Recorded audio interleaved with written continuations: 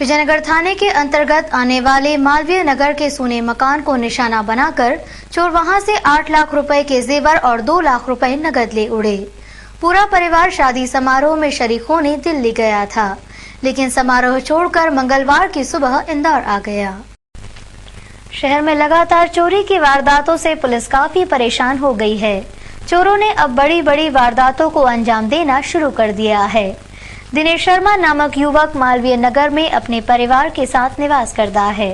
पिछले 4-5 दिनों से परिवार विवाह समारोह में शरीक होने दिल्ली गया था। 2 दिन पूर्व पास में रहने वालों ने दिनेश को घर में चोरी होने की सूचना दी। दिनेश अपने परिवार सहित समारोह छोड़कर सुबह इंदौर आए। चोर घर में रखे पुश्तैनी सोने के 8 लाख के जेवर और 2 लाख रुपए नकद ले उड़े। उनका कहना था, वो लगन हम वहाँ भेजने की बजाय हमको यहाँ पे रिसेंटली आना पड़ा। और यहाँ पे मेरे पास कल सुबह खबर आई जिसमें कि मेरे पास ये खबर पहुँची कि हमारे यहाँ चोरी हुई है और हम लोग सडनली इमीडिएट वहाँ से निकले इंदौर के लिए। कहाँ गए थे आप शादी में? हम लोग दिल्ली गए थे। बीती रात कपड़ा मार्केट में एक सेल्समैन को 2 बदमाशों ने चाकू घोंपकर घायल कर दिया।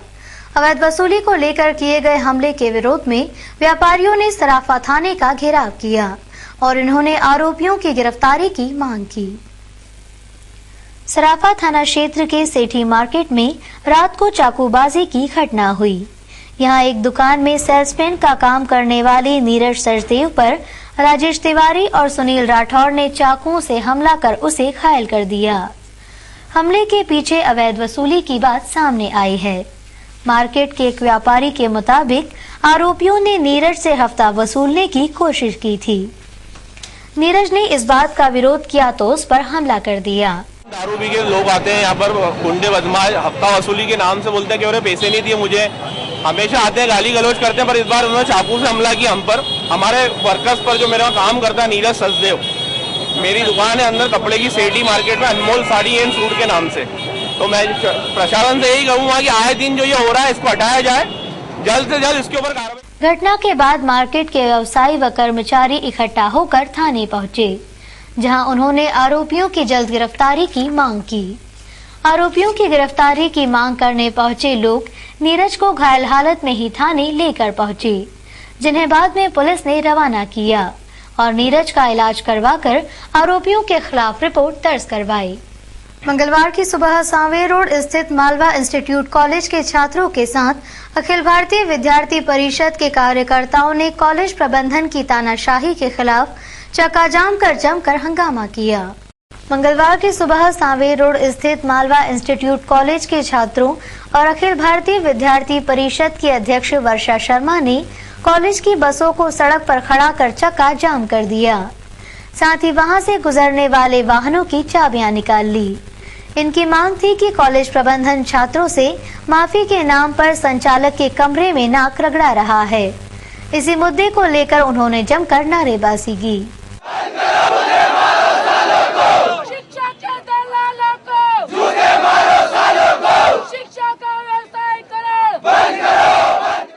इस बारे में छात्र संघ अध्यक्ष वर्षा का कहना था, Malwa institute of science and technology, यहाँ पर स्टूडेंट्स की अटेंडेंस शॉर्ट के कारण पहले उनसे फाइन लिया गया। हालांकि ऐसा कोई क्राइटेरिया नहीं था, फाइन भी ले लिया, परंतु उनका फॉर्म भी एग्जाम का फॉरवर्ड नहीं किया। आज स्टूडेंट्स की एग्जाम है तो स्टूडेंट्स ने यहाँ पे बस रोकी है, अपना आक्रोश प्रकट किया है कि इस तरह से शिक्षा का जो व्यवसायीकरण हो रहा है उसके खिलाफ आज हम यहाँ पर सभी स्टूडेंट्स के साथ इकट्ठा हुए हैं। यहाँ पर स्टूडेंट्स के साथ उनसे अपोलोजाइज क्षमान याचना के नाम पर नाक रगड़वाई गई, जिसमें कई लड़के की सहित लड़कियों से भी नाक रगड़वाई है। गोमा के फेल में एक युवक 24 घंटे की समाधि लेकर अपनी साधना शक्ति का दावा कर रहा था। पुलिस मौके पर पहुंची और मिट्टी में धंसे युवक को बाहर निकाला। हरिद्वार निवासी उक्त युवक के खिलाफ पुलिस कार्रवाई कर रही है। मामला तुकोगंज थाना क्षेत्र का है। तुकोगंज थाना प्रभारी को सोमवार रात सूचना मिली थी कि गोमा की फेल में हरिद्वार निवासी 2 भाई राजेश और राजू अलग अलग करतब दिखा रहे हैं। इन करतबों में ही एक भाई ने 24 घंटे की समाधि ली है। जिंदा आदमी की इस तरह से समाधि की बात जब सामने आई तो पुलिस मौके पर पहुंची। यहाँ राजेश नामक युवक समाधि लिए हुए मिला। पुलिस ने राजेश को समाधि से निकाला और थाने ले आई। अभी एक गोमा की फील्ड में कबीर चौराहा है, कबीर चौक के पास में ऐसी जानकारी मिली कोई व्यक्ति समाधि ली हुई है। वो समाधि वाले व्यक्ति को जाके हमने वहाँ पे पता किया कि समाधि लेके बैठा हुआ ज़मीन के अंदर। तत्काल उसको पहुँच के वहाँ जनता के बीच में उसको निकलवाया। चूँकि समाधि का जो कार्य है गलत प्रथा है और अवैध है, तो इसमें उसको निकलाया गया। फिर उससे पूछताछ की, वहाँ देखा गया तो मालूम पड़ा, पूछताछ करने पे मालूम पड़ा कि राजेश नाम के व्यक्ति है। राजेश पिता हरिकृष्ण हरिजन हरिद्वार ब्रह्मपुरी का रहने वाला है। उसके साथ में उसका बड़ा भाई राजू भी साथ में आया हुआ है। ये लोग आकर के विभिन्न मोहल्लों में साइकिलें चला करके उसका प्रदर्शन करते हैं। उसमें साइकिल में विभिन्न तरीके के कर्तव्य दिखाते हैं। साइकिल में बैठ करके नहाना, साइकिल में बैठे खाना खाना, साइकिल में लेट जाना, विभिन्न कर्तव्यों से जनता को अपनी ओर आकर्षित करते हैं और उसी में जो इनकी कमाई होती है उसी से कमाई करते हैं। इसने 7 दिन तक लगातार साइकिल चलाई है और उसके बाद कल रात्रि में इसने समाधि ली थी वहाँ पे। आज जब खबर मिली तो पुलिस पहुँच के इसको बाहर निकाला गया है और इनको ये समझाइश भी दी गई है कि चूँकि एक आपका जो कार्य गलत है, इसमें आपने बिना किसी सूचना के, बिना किसी अनुमति के इस तरीके कृत्य किया, इसमें इसको प्रतिबंधात्मक कार्रवाई इस श्रृंखला के तहत गिरफ्तार भी किया गया। क्या अचेत हालत में मिला था, बेहोशी की? नहीं, ये पूर्णतः सही मिला है। उसमें जब उससे और भी बारीकी से पूछताछ की गई है, वो जगह भी हम लोग देखी है, उसमें ये पाया कि इसमें जो ये गड्ढा खोदते हैं तो गड्ढा तो लगभग 2.5-3-4 फुट का होता है। इसके ऊपर ये पट्टी बिछाते हैं, पट्टी में छेद होते हैं, जगह रहती है, इसमें हवा आती रहती है और उसमें फट्टे डाल देते हैं। फट्टे से उसमें हवा प्रवेश करती है और जो मिट्टी बिछाई जाती है तो मिट्टी की पतली लेयर होती है, जो दूर से देखने में ऐसा लगता है कि ये पूरी तरह इसमें बंद कर दिया गया है, लेकिन उसमें हवा की गुंजाइश पूरी छोड़ते हैं जिसमें हवा जाए और स्वास्थ्य भी प्राप्त। राजेश ने 24 घंटे की समाधि ली थी, लेकिन पुलिस ने 20 घंटे में ही उसे बाहर करवा दिया। टीआई के मुताबिक इस तरह से समाधि कानूनन अपराध है। पुलिस ने आरोपी के खिलाफ प्रतिबंधात्मक कार्रवाई की है। हिंकारगिरी के आगे इंदौर ग्रीन्स नामक टाउनशिप का निर्माण हो रहा है। निवेशकों ने यहाँ भूखंड लेने वालों को तरह तरह के प्रलोभन दिए, जिसमें फंसकर उन्होंने यहाँ बुकिंग कर ली, लेकिन सालों बीत जाने के बाद भी यहाँ का विकास नहीं हुआ, तो गुस्साए प्लाट धारकों ने यहाँ हंगामा कर दिया। हिंकारगिरी के आगे इंदौर ग्रीन्स नाम से एक टाउनशिप का निर्माण किया जा रहा है। इसके संचालक सिद्धार्थ नावलेकर हैं। यहाँ प्लॉट खरीदने के लिए लोगों को तरह तरह के प्रलोभन दिए गए। इस प्रलोभन में फंसकर सैकड़ों लोगों ने अपनी जमा पूंजी लगा दी, लेकिन सालों बीत जाने के बाद भी पैसा लगाने वालों को ये पता नहीं है कि इस टाउनशिप में उनका प्लॉट कहाँ है। इस बारे में उनका कहना था कि निवेशकों ने हमें क्लब हाउस, अस्पताल सहित अन्य सुविधाएं देने का वादा किया। हमने यहाँ प्लॉट भी खरीद लिया, लेकिन हमें पता नहीं है कि हमारा प्लॉट कहाँ है और अभी तक यहाँ का विकास भी नहीं हुआ। वहीं कंपनी वाले कुछ भी बताने को तैयार नहीं हैं। नहीं है, उन्होंने लिख दिया मार्च को आपको प्लॉट दे देंगे। भाई साहब प्लॉट दे देंगे, लेकिन हमने ये पूछा था कि प्लॉट के साथ साथ आप मुझे ब्रेकअप भी दीजिए कि कौन सी चीज कब देंगे, मतलब आप मेरे को क्लब हाउस कब बना के देंगे, आप मेरे को हॉस्पिटल कब बना के देंगे, आप मेरे लिए होटल प्रोजेक्ट कब लेके आएंगे, कमर्शियल एरिया कब डेवलप करके देंगे। वो कुछ भी नहीं लिखा। मार्च में अगर जमीन का टुकड़ा मुझे दे देंगे तो क्या मैं यहाँ मकान बना सकता हूँ इस स्थिति में? आप बताइए मेरे को। ये इंदौर से इतनी दूर प्रॉपर्टी है कि अगर किसी को रात बिरात जरूरत पड़ जाए तो कहाँ जाएगा वो? यहाँ से रोड करेंगे। जिम्मेदारों से कुछ बात हुई, किससे बात हुई? यहाँ पे मिस्टर सिद्धार्थ नावलेकर जी जो हैं, जो यहाँ के मैनेजर हैं, उसके अलावा यहाँ पे 2-3 और सेल्स जो देखते थे वो लोग यहाँ थे, वो यहाँ से छोड़ के जा चुके हैं, क्योंकि उन लोगों के बोलने पे हम लोगों ने प्लॉट खरीदा। उन्होंने हम लोग इन पे क्या लापरवाही हो रही है? पंडरीनाथ थाना क्षेत्र के सीपी शेखर नगर में बीती रात गोली चलने की घटना हुई, लेकिन पुलिस ने उसे फर्जी साबित कर दिया। हालांकि इस गोलीकांड में कोई हताहत नहीं हुआ, लेकिन फरियादी ने इसे संपत्ति विवाद बताया है।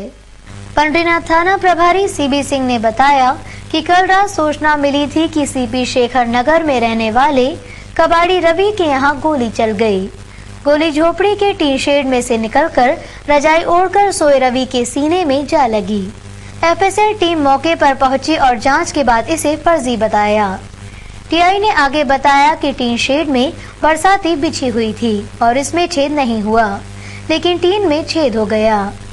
वहीं रवि के सीने में जो घाव है वो पुरानी फुंसी के हैं। साथ ही जो गोली रवि ने दी वो भी टीन शेड से निकली हुई नहीं है। साथ एक गोली चली हुई गोली लेके आया है और बताया कि ये रात को मैं सो रहा था 10:30-11 बजे। उसकी छोटी सी कोठड़ी है वहाँ पे, और ऊपर टीन का पुराना सा चद्दर लगा हुआ है जिसके ऊपर प्लास्टिक बिछी हुई है। तो इसने बताया कि ये गोली रात को चली और मेरे को यहाँ लगी है 2 जगह पर।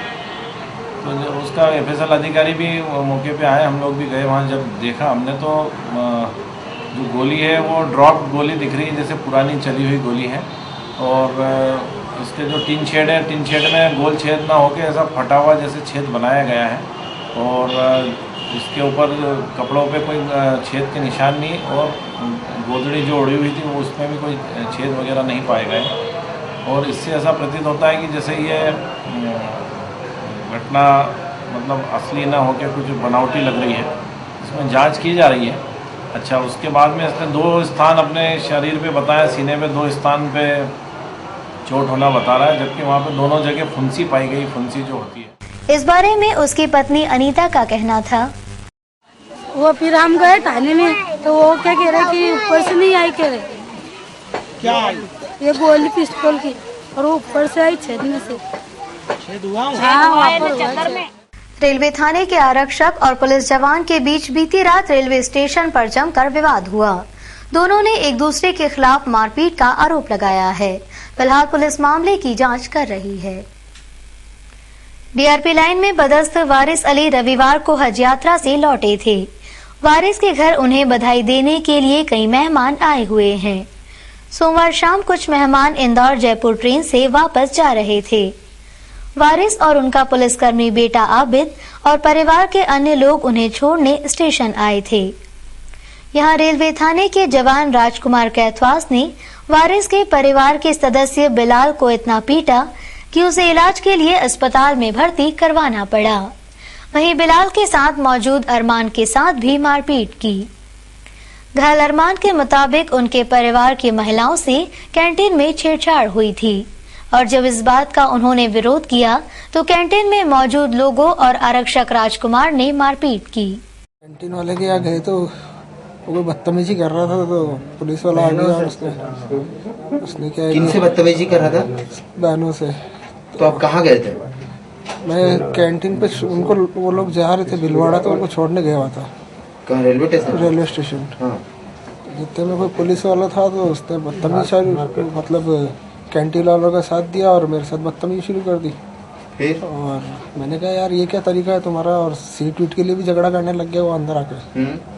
तो मैंने उसको कहा भाई कि आप ऐसे क्यों कर रहे हो, तो मेरे ऊपर मतलब उसकी खुद की राइट साइड की पॉकेट में से चाकू निकाल के मेरे ऊपर अटैक किया उसने। 3 पुलिस वाले? हाँ बिल्कुल। क्या नाम था उसका? राजकुमार। पुलिसकर्मी वारिस का आरोप है कि उन्होंने आरोपी जवान को खुद के पुलिस में होने की बात बताई, लेकिन बावजूद उसके उनके साथ भी मारपीट हुई। वहीं जब वे मामले में रिपोर्ट लिखवाने GRP थाने पहुंचे तो उनकी सुनवाई ही नहीं की गई। दूसरी जगह था, ये बिठा रहे थे, इन्हें वो बिठाने में कैंटीन वालों ने उन लड़कियों से छेड़छाड़ करी। उन बहनों ने, उनके भाई ने उसका विरोध करा कि मेरे जवाई बिलाल खान, तो उस पर से कैंटीन वाले ने उस पुलिस वाले को बुलाया और उसको कुछ कहा। उसने आके उनका फेवर करते हुए, मतलब फेवर करके कि भाई ये वो उल्टी सीधी बात करने लगा और चलो खसको यहाँ मैं और किसी को बिठाऊंगा। उसने एक बहाना ढूंढा कि भाई इनको कैसे टार्चर करूँ, और इसलिए उसने, और फिर उसके साथ बिलाल साहब के साथ मारपीट कर ली। तो भाग, हाँ, जब मेरे को पता चला तो मैं दौड़ के आया। मैंने आके उसको बताया कि मैं भाई पुलिस में हेड साहब हूँ। उसके बाद उसने मेरे को लप्पड़ मारा। आप भी पुलिस में? मैं पुलिस में हेड साहब हूँ, DRP लाइन में पदस्थ, और उसको मैंने रोक के कहा मैं पुलिस में हेड साहब हूँ। 5:45 बजे। वहीं रेलवे थाने के TI ने बताया कि जवान राजकुमार के साथ दूसरे पक्ष के लोगों ने विवाद किया। इस वजह से वारिस और उनके परिवार के लोगों के खिलाफ शासकीय कार्य में बाधा डालने सहित अन्य धाराओं में प्रकरण दर्ज किया गया। आरक्षक राजकुमार वीडियोग्राफी कर रहा था। उसी समय कुछ महिलाओं ने शिकायत की कि ये हरकत कर रहा है, ऊपर लड़का लेटा हुआ है। जब आरक्षक ने कहा कि आप एक तरफ और नीचे आओ, तो उसने वहां कनपट्टी में थप्पड़ मार दिया उसके, और उसकी मारपीट की। 15-20 लोग इकट्ठे हो गए, औरों को बुला लिया, फोन करके बुला लिया। आरक्षक की मारपीट की गई है। उसी भगदड़ में ये बब्बन है और एक हेड साहब भी हैं, वो सिविल ड्रेस में कुर्ता पजामा में थे, वो भी गिरे हैं। उनको गिरने से चोटें आई हैं, उनको किसी ने नहीं मारा है। आरक्षक अकेला था, वहाँ कोई अन्य भी नहीं थे। ये लोग 15-20 लोग थे। मामले में घायल पक्ष अब वरिष्ठ अफसरों से मामले की शिकायत करने की तैयारी में है। नर्मदा शिप्रा संगम परियोजना के लिए बीती रात राजवाड़ा पर अनूठा आयोजन किया गया।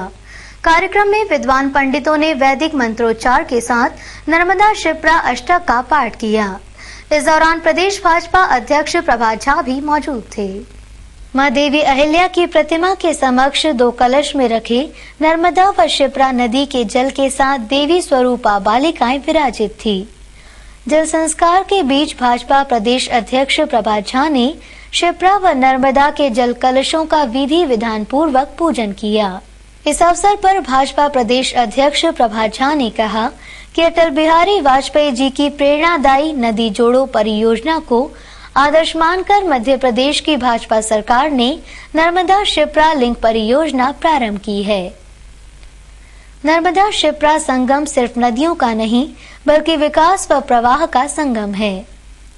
मुख्यमंत्री शिवराज सिंह चौहान द्वारा 390 करोड़ की लागत से शिप्रा नर्मदा लिंक परियोजना की घोषणा से मालवा के ग्रामीण एवं किसानों को मां नर्मदा के पावन जल से भूमि सिंचित करने के लाभ, मालवा के लाखों लोगों को जीवन को धन्य करने पर और मां नर्मदा मां शिप्रा के संगम जैसे पुण्य कार्य करने पर क्षेत्र की जनता द्वारा मुख्यमंत्री का आभार व्यक्त करने के लिए नर्मदा शिप्रा संगम स्थल 29 जनवरी को विधिवत उज्जैन से प्रारंभ होगी। मालवा को रेगिस्तान होने से बचाने के लिए अब लिफ्टिंग द्वारा नर्मदा का पानी शिप्रा में लाया जाए और यह प्रयत्न हजारों करोड़ रुपए लगेंगे। इस कारण से नहीं, शिवराज जी ने साहस उठाया, साहस दिखाया और उज्जैनी जो राऊ विधानसभा क्षेत्र में इंदौर जिले में वहां जाकर पूजा अर्चना की और मां शिप्रा जो सूख गई है वहां मां नर्मदा का पानी जाकर उन्होंने और कोशिश की, योजना बनाई नर्मदा का पानी शिप्रा में आए और उसका पहला चरण और उसका भूमि पूजन 29 नवंबर को नाना खेड़ा मैदान जो है राजमाता जी स्टेडियम के नाम से वहां पर होगा। इस मौके पर झा ने राम जेठमलानी और शत्रुघ्न सिन्हा के बारे में पूछे गए सवाल पर गोलमोल जवाब दिया और रवाना हो गए। देखिए, राम जेठमलानी जैसे लोगों का पार्टी में क्या है, सच्चाई आप भी जानते हैं। आपको कहने के लिए और पूछने के लिए अच्छा है, ऐसे लोग भी चाहिए खबरों के लिए। मैं उनको एक दिन की खबर से ज्यादा का कोई मायने देता ही नहीं। शत्रुघ्न सिन्हा के बारे में बात, मैं इन सब, मैंने कहा ना आपको कि राजनीति में भी अब ऐसे लोगों को ही स्थायित्व समाज देता है जो नीति, सिद्धांत और सबको जानते हुए पार्टी की रीति नीति को जानते हैं। शत्रुघ्न सिन्हा के खिलाफ भी निलंबन की कार्रवाई नहीं, मेरे तो केंद्र सवाल बड़ा, कार्यकर्ता छोटा। भाजपा ने मंडी चुनाव के उम्मीदवारों की घोषणा के मामले में भी बाजी मार ली है, जबकि कांग्रेस अभी आवेदन ही ले रही है।